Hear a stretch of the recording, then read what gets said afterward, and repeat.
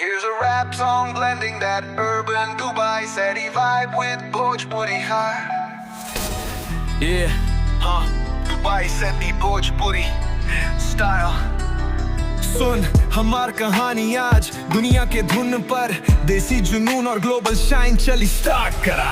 Dubai के राज शहर में रोशनी के झिलमिल, हमरा सपना बा एहसान के छूले हर दिल। गली से निकले अब बन गए हम स्टार, मेहनत के पहिया घूमे आसमान से पार।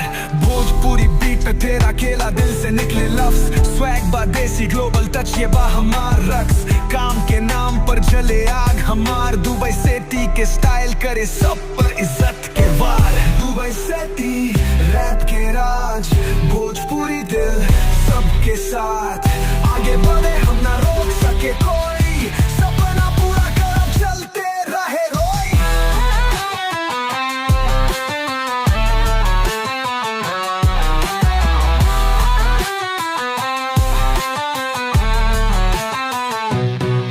रास्ता कठिन पर हौसला कभी कम ना होई, दुबई के सपना अब हमारे साथ होई। नया मोड़ नई उमंग हर सुबह नए इरादे, दिल में आग सपना के डीप कभी ना हो जाए फेड।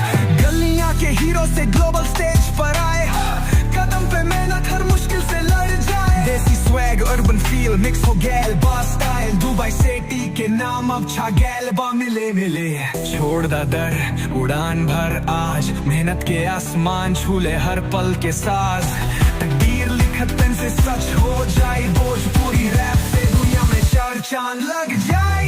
दुबई सिटी रब के राज, भोजपुरी दिल सबके साथ आगे बढ़े हम ना रोक सके कोई, सपना पूरा करब चलते रहे रोई।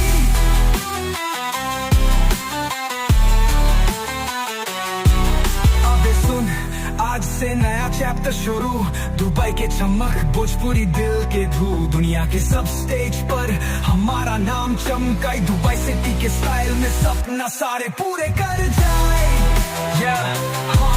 Dubai City, always on top. Feel free to adjust or add your own flavor to the verses. Enjoy the vibe and keep hustling.